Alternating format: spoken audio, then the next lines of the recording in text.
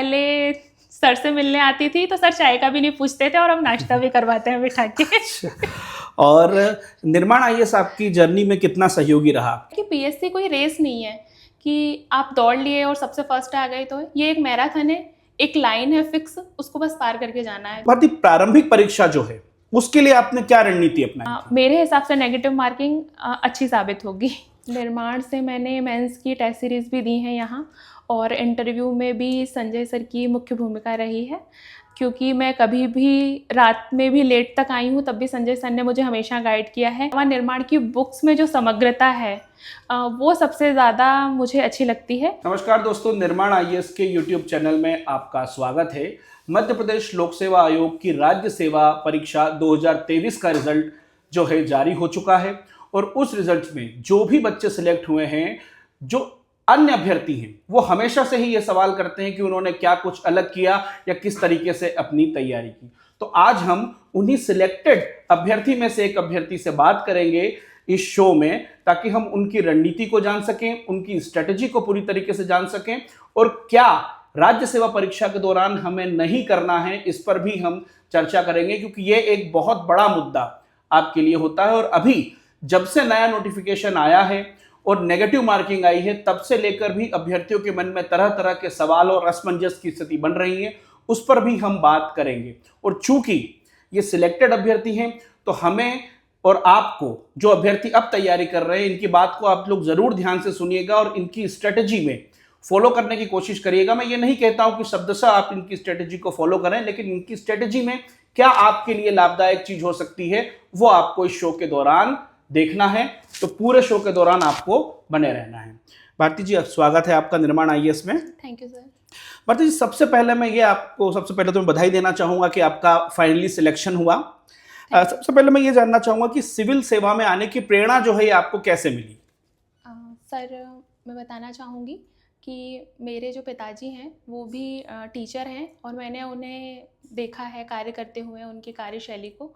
उसके अलावा मेरे जो चाचा जी हैं वो भी 2018 में सीटीआई के पद पर उनका चयन हुआ है। मैंने कहीं ना कहीं उनसे प्रेरणा ली, मैंने उनकी कार्यशैली को देखा, मुझे अच्छा लगा। जो जनता की सेवा के लिए एक सेवक चुने जाते हैं, और मुझे बचपन से ही अच्छा लगता है जनता की सेवा करना, इसलिए मैं प्रेरित हुई और मैंने। तो कब से आपने ये एमबीपीएससी की राज्य सेवा परीक्षा देना शुरू किया था? सर, मैंने 2019 से राज्य सेवा परीक्षा देना शुरू 2019 से, और सफलता आपको 2023 में मिली। तो ये जो लगातार आप असफलता का दौर आपने देखा, इस दौरान आपने खुद को कैसे मोटिवेट किया? सर, घर वाले जो हैं मेरे, और स्पेशली मेरे पापा, हमेशा उन्होंने मुझ पे भरोसा जताया कि मैं कर लूँगी, और मुझे भी कहीं ना कहीं ये विश्वास था कि एक दिन सिलेक्शन हो जाएगा, क्योंकि मैंने जितना जाना है पीएससी को, ऐसा है कि पीएससी कोई रेस नहीं है कि आप दौड़ लिए और सबसे फर्स्ट आ गए, तो ये एक मैराथन है, एक लाइन है फिक्स, उसको बस पार करके जाना है, तो वो कभी ना कभी पार हो जाती है अगर आप निरंतरता बनाए रखते हैं। देखिए, सबसे बड़ी बात जो भारती ने कही कि कंटिन्यूटी, निरंतरता आपको बनाए रखना है। और मैं भी हमेशा ये कहता आता हूँ कि ये एग्ज़ाम जो है ये आपकी फैमिली की भी एग्ज़ाम है, इसमें परिवार का सपोर्ट होना बहुत ज़रूरी है, और खासकर ये सपोर्ट तब और ज़रूरी हो जाता है जब आप एक फीमेल एस्पिरेंट हो, क्योंकि ये कहा जाता है कि जो फीमेल एस्पिरेंट होते हैं उनकी जो शैक्षणिक लाइफ है वो उतनी नहीं होती कंपैरिजन टू मेल एस्पिरेंट। उन पर कई जगहों का प्रेशर होता है, शादी का प्रेशर होता है, लेकिन लगातार यदि आप कोशिश कर रहे हैं और रिजल्ट दे रहे हैं, तो परिवार वालों का विश्वास भी आप पर बना रहेगा बेटा, और आप भी जो है एक दिन जरूर सफल होंगे। तो भारती, प्रारंभिक परीक्षा जो है उसके लिए आपने क्या रणनीति अपनाई थी? सर, प्रारंभिक परीक्षा में मैं ये बताना चाहूँगी कि लिमिटेड सोर्स होना चाहिए, मतलब बहुत ज़्यादा बुक्स बार बार पढ़ना नहीं, और पीवाईक्यू का इसमें बहुत ज़्यादा रहता है वेटेज कि आप पीवाईक्यू लगाएंगे तो बहुत सारे क्वेश्चंस आपके सही हो जाते हैं। उसके अलावा टेस्ट सीरीज ज़रूर लगाना चाहिए, अधिक से अधिक क्वेश्चन लगाएंगे तो अधिक से अधिक आंसर आपको याद रहेंगे। देखिए, प्रैक्टिस और पीवाईक्यू जरूर कहा है। जनरली मैं ये देखता हूँ कि कई बार जो अभ्यर्थी आते हैं वो लगातार पढ़ते हैं, लेकिन टेस्ट सीरीज, ऑब्जेक्टिव्स और पीवाईक्यू से बचते हैं, उनको क्या कहना चाहेंगे आप? उन अभ्यर्थियों के लिए मैं यही कहना चाहूँगी कि इसमें टेस्ट सीरीज़ रामबाण है, मतलब आपको लगाना ही लगाना है, और पीवाईक्यू का भी वेटेज रहता है। पढ़ना ठीक है कि वो सही है कि 50-50 रहता है, लेकिन फिर भी इन दोनों का बहुत मुख्य रोल है, ये करना चाहिए। और मुख्य परीक्षा के लिए आपकी क्या रणनीति रही है?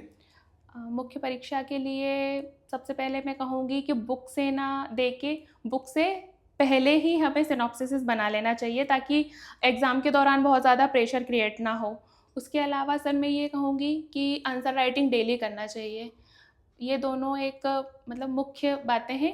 उसके अलावा जैसे कि कॉपी का अगर मैं कहूँगी तो डायग्राम वगैरह बनाना, मैप बनाना, रेखांकित करना, अंडरलाइन करना, ये सारी चीज़ें कॉपी में दिखेंगी तो वो ज़्यादा अच्छी दिखती है। देखिए, जो भारती ने बताया कि जो सिनॉप्सिस हैं वो रामबाण है बेटा। सिनॉप्सिस आपको बनाना बहुत ज़रूरी है, क्योंकि लगातार लेंदी आपके पेपर्स हैं, आप लगातार इतनी तैयारी नहीं कर पाएंगे, इसलिए आपको शॉर्ट नोट्स या सिनॉप्सिस बनाना है। साथ में आंसर राइटिंग करनी है। आंसर राइटिंग से बहुत से बच्चे बचते हैं।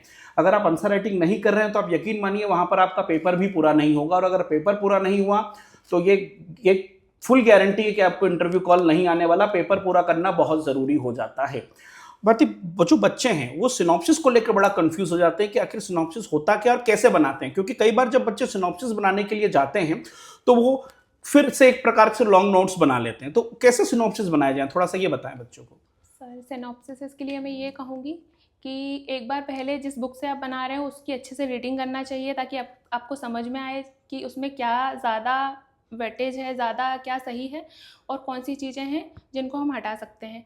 सिनॉप्सिस छोटे बनाना चाहिए क्योंकि जल्दी जल्दी उनका रिवीजन हो सके, और उन्हें इस तरह से बनाएं कि एक हिस्ट्री है, हिस्ट्री का जैसे कि अगर मैं बताऊं सिनॉप्सिस जी। तो ये है कि आप एक उसमें भूमिका लिख सकते हैं, उसके बाद जानकारी के स्रोत क्या हैं, फिर प्रश्न की मुख्य बॉडी क्या है, उससे आप 8-10 पॉइंट निकाल लें और कंक्लूड लिख लें। बाद में जब उनको आप अपने हिसाब से एग्ज़ाम में सिर्फ हेडिंग बना के और उनको आप अंदर कर सकते हो, क्योंकि इतना हमारे अंदर होता है नॉलेज। तो मैं ये कहूँगी कि शॉर्ट सिर्फ जो मुख्य बातें हैं वही लिखना चाहिए हमें सिनॉप्सिस में। और एक बात और, जैसा कि आपने बताया कि प्रारंभिक परीक्षा में लिमिटेड सोर्स प्रयोग करना है या मेंस एक में लिमिटेड सोर्स प्रयोग करना, तो सोर्स का चयन अभ्यर्थी कैसे करें, ये एक बहुत बड़ी दुविधा है अभ्यर्थी के लिए। सिलेक्टेड लोगों से भी जान सकते हैं हम कि क्या। उसके अलावा मेरा हमेशा नोट्स चयन करने का, मेरे क्वेश्चन करने की बहुत ज़्यादा आदत रही है, तो मैं सर से कई बार पूछती हूँ कि सर क्या पढूं क्या नहीं, तो और दोस्तों से भी मैं हेल्प लेती हूँ, तो मुझे इस चीज़ में सहायता मिली और आप भी ऐसा ही करें, मैं यही कहूँगी। इस दौरान कई बार क्या होता है कि एग्ज़ाम की प्रक्रिया लंबी हो जाती है एमपीपीएससी की। कई बार रिजल्ट्स जो है वो कोर्ट केस में अटक जाते हैं। कई बार बहुत पास में जाकर, इंटरव्यू के पास में जाकर आपको असफलता मिल जाती है। कई बार वेटिंग में नाम आ जाता है। तो इस दौरान जो मानसिक तनाव होता है, अभ्यर्थी डीमोटिवेट हो जाता है, उससे कैसे निपटा जाएगा? ये सारी चीज़ें मैंने भी झेली हैं, जैसे कि कोर्ट केस और रिज़ल्ट का लेट आना। मैंने क्या किया है, मैं वो चीज़ें शेयर करती हूँ आपसे कि हमेशा जो है ना पारिवारिक संपर्क जो रहता है ना वो हमेशा बनाए रखें। कि आपकी आदत होना चाहिए डेली नहीं तो हफ्ते में 2-3 बार माता पिता से बात करने की, क्योंकि सबसे ज़्यादा सकारात्मक पक्ष आपके माता पिता होते हैं। आप उनसे बात करके भी कई बार मोटिवेट होते हैं। अच्छे दोस्त रखें, अच्छा माहौल रखें अपने पास जो सकारात्मक सोचते हों। इन सब से आप कभी डिप्रेशन में नहीं जाएंगे और डीमोटिवेट नहीं होंगे। उसके अलावा खुद पर हमेशा भरोसा रखें कि मैं कर लूँगी या मैं कर लूँगा। खुद पे भरोसा सबसे ज़्यादा ज़रूरी है। जो बार बार फेल हो रहे हैं छात्र, या प्री में हो रहे हैं या मेंस में हो रहे हैं, और कई बार प्री में कुछ नॉर्मल ह्यूमन एरर भी कराते हैं बच्चे। आते हुए प्रश्न गलत कर देना, पहले कुछ और आंसर लगाया था बाद में कुछ और आंसर लगा देना, कभी ओएमआर में जो सर्कल है वो गलत फिल कर देना। इन सिली मिस्टेक से और बार बार फेल हो रहे हैं छात्रों को क्या संदेश देंगे कि सिली मिस्टेक से कैसे बचें? सिली मिस्टेक से बचने का यही है कि आप जितनी बार टेस्ट सीरीज़ लगाएंगे वो इन सब सारी चीज़ों को कहीं ना कहीं ख़त्म करेगी। क्योंकि मेरे से भी ऐसा होता था, मैं सारी गलतियां अपने टेस्ट सीरीज़ में ही कर लेती थी कि गोले गलत भरना या फिर सोचने के बाद फिर दूसरा लगा देना, लास्ट मोमेंट पे चेंज कर देना क्वेश्चन का आंसर। तो टेस्ट सीरीज़ से ये सारी चीज़ें मतलब ख़त्म की जा सकती हैं। उसके अलावा जो बार बार असफल हो रहे हैं, मैं उनसे यही कहूँगी कि जिस दिन सफलता मिल जाएगी ना उस दिन शायद ये सारी चीज़ें ढक जाएंगी। और जब तक आपकी निरंतरता रहेगी और खुद पे हमेशा भरोसा रखना कि हो जाएगा। जो छात्र पहली बार तैयारी करने के लिए इस फील्ड में आ रहा है, जो पहला प्री देने वाला है, उसको क्या संदेश देना चाहेंगे आप? मैं यही कहूँगी उन बच्चों के लिए कि निरंतर पढ़ाई करते रहें, और भी सारी चीज़ें, ऐसा नहीं कि आप पढ़ाई में इतने ज़्यादा रम जाएं कि अपनी दूसरी लाइफ भूल जाएं। सारी चीज़ें यहाँ ज़रूरी हैं। टीचर से मिलना, दोस्तों से बातें करना, पढ़ना, सब कुछ। क्योंकि जब तक हम ग्रुप स्टडी नहीं करते, एक दूसरे से डिस्कशन नहीं करते, तब तक भी ये चीज़ें, मतलब पीएससी में सिलेक्शन लेना थोड़ा मुश्किल है। इसलिए आप सब कुछ करें, वो सब कुछ जो सिलेक्टेड लोग करते हैं, और वो भी कि जो आप देखते हैं आसपास के बच्चे कैसे पढ़ते हैं, जो आपको प्रेरित करती है आगे बढ़ने के लिए, जिससे आप मोटिवेट होते हैं, वो सारी चीज़ें यहाँ सब कुछ हेल्पफुल है। अगर आप कहीं घूमने भी जाते हैं ना, तो वो भी हेल्पफुल है। मेरे साथ कई बार ऐसा हुआ है कि मैं रीजनल पार्क गई थी, उसका नाम वहाँ पे चेंज कर दिया गया था। एक दिन क्वेश्चन वही कर लिया गया पीएससी के प्री एग्ज़ाम में कि ये ऐसा है। तो हम जब घूमने जाते हैं ना, उससे भी हमारे क्वेश्चंस बन जाते हैं। मैं भीमबेटका की गुफाएं देख के आई थी, तो उसमें मैंने देखा कि कहाँ है, तो वो चीज़ें हमें मतलब मेमोरी में फिट हो जाती हैं, तो वो हम कभी नहीं भूलते हैं। अभी भोजपुर का मंदिर पूछा था मेंस के एग्ज़ाम में, अगर किसी बच्चे ने देखा होगा तो इसका आंसर बहुत अच्छे से लिख दिया होगा, क्योंकि किसी को लगा ही नहीं था कि इस तरह से क्वेश्चन आ सकता है और इतने बड़े मार्क्स में। लेकिन जिसने देखा होगा उसने अच्छे से अटेंड कर दिया होगा। तो घूमना फिरना, दोस्त, माता पिता सब ज़रूरी हैं। ये एक जर्नी है, इसे मैं कहूँगी खुशी खुशी बिताएं। और ऐसे अभ्यर्थी जो जॉब के साथ तैयारी कर रहे हैं, या तो कोई हाउसवाइफ है जो जॉब के साथ तैयारी करना चाहती है, या कोई ऐसा अभ्यर्थी जो जॉब के साथ तैयारी कर रहा है, उसके पास इतना समय नहीं है, कम समय में क्वालिटी स्टडी के लिए क्या टिप्स देंगी आप? मैं यही कहूँगी टेस्ट सीरीज़ वगैरह सिनॉप्सिस बना लें और उनको बार बार रिवीजन करते रहें। मैं ये कहूँगी कि कोई भी इंसान तैयारी करने के लिए आ रहा है, चाहे मतलब समय सीमित हो या असीमित हो, लेकिन आपको टाइम तो देना पड़ेगा।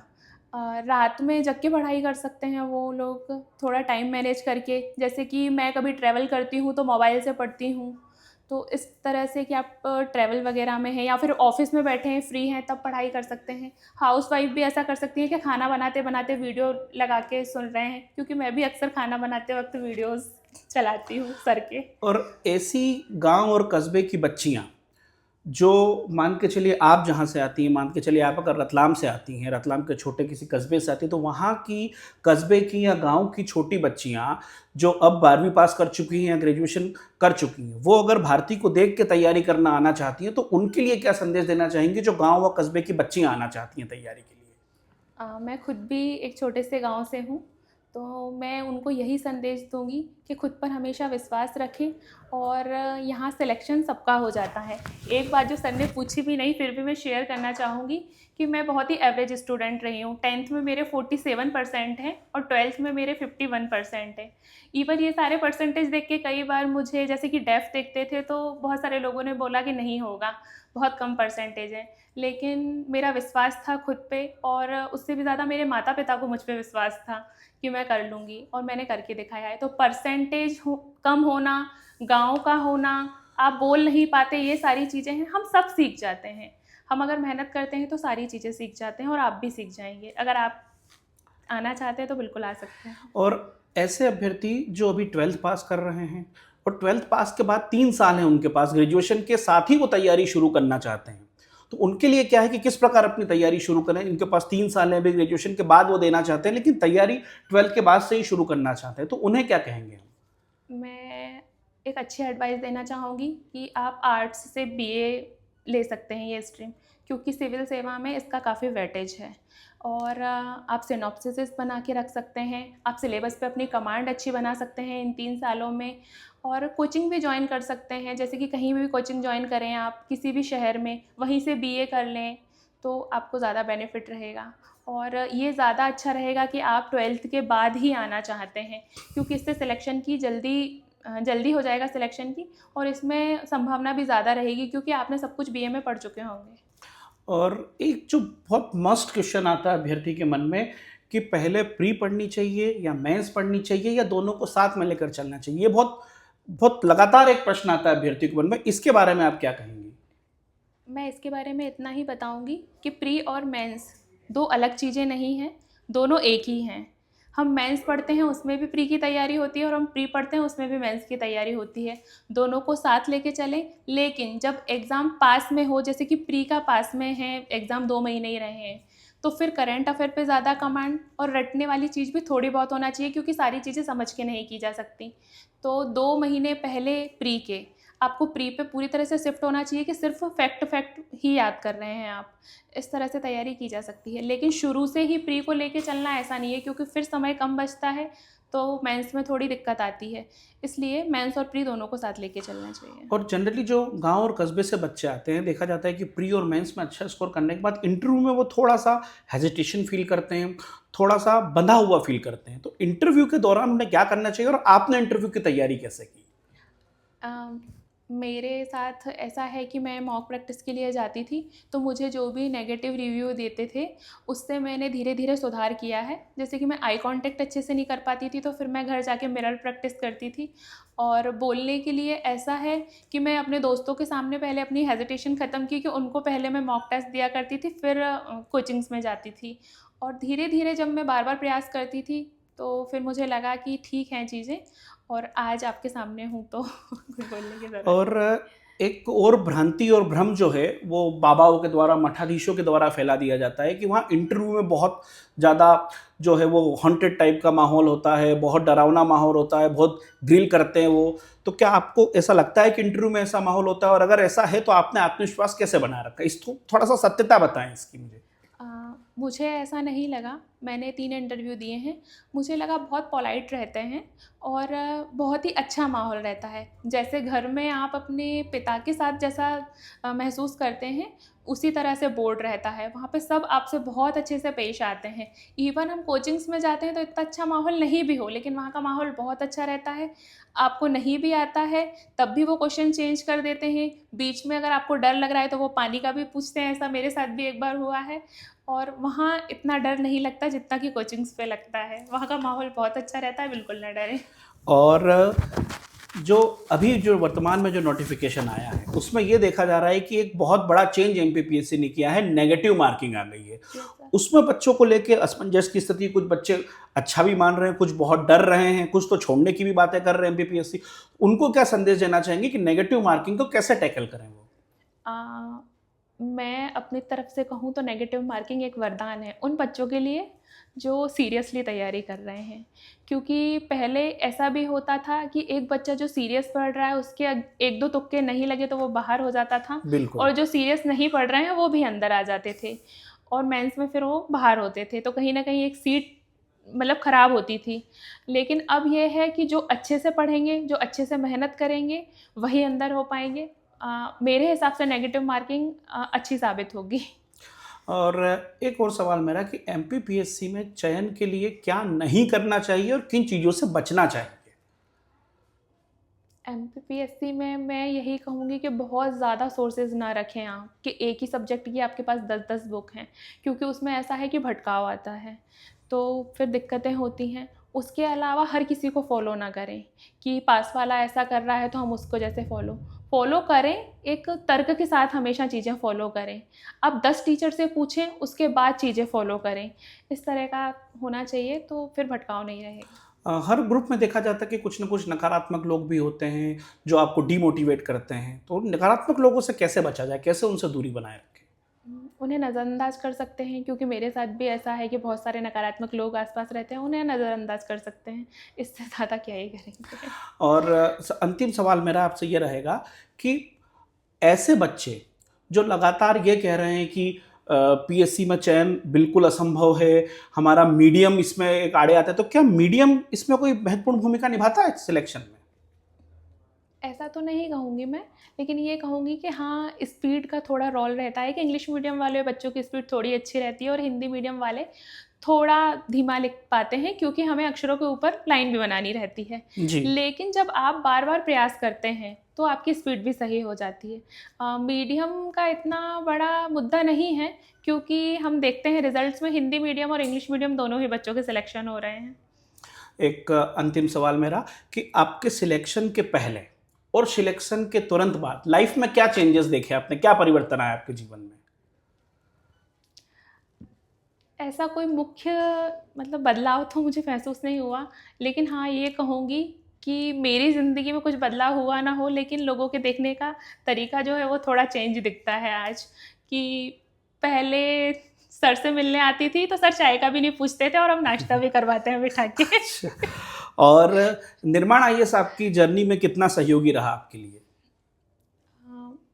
निर्माण से मैंने मेंस की टेस्ट सीरीज़ भी दी हैं यहाँ, और इंटरव्यू में भी संजय सर की मुख्य भूमिका रही है, क्योंकि मैं कभी भी रात में भी लेट तक आई हूँ तब भी संजय सर ने मुझे हमेशा गाइड किया है। डेफ में भी बहुत सारी चीज़ें मुझे खुद से पर्सनली बताई हैं, तो निर्माण का बहुत ज़्यादा योगदान रहा है। उसके अलावा निर्माण की बुक्स में जो समग्रता है वो सबसे ज़्यादा मुझे अच्छी लगती है, क्योंकि जब उस निर्माण की बुक से आप सिनॉप्सिस बनाते हैं या प्री के लिए आप निर्माण की बुक्स पढ़ते हैं, तो फिर मुझे लगता है कि उससे बाहर कुछ भी नहीं जाता। देखिए, ये हमने भारती से बात की, जो भी सहकारिता विस्तार अधिकारी के पद पर चयनित हुई है। इनसे बातचीत का अगर मैं आपको निष्कर्ष बताऊं तो 2 या 3 चीज़ें जो महत्वपूर्ण निकल कर आई हैं वो निकल कर आई हैं। सबसे पहले आपको खुद पर विश्वास बनाए रखना होगा।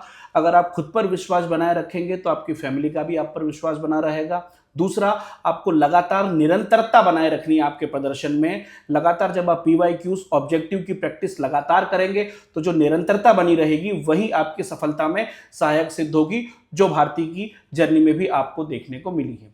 इसी प्रकार आगे भी अन्य अभ्यर्थियों की मोटिवेटेड स्टोरी जो है या उनके संघर्ष की जो जर्नी है, उनकी जर्नी कैसी रही, ये आपको निर्माण आईएएस के चैनल पर, निर्माण प्लस पर लगातार मिलती रहेगी। इसको सब्सक्राइब करना ना भूलें। धन्यवाद।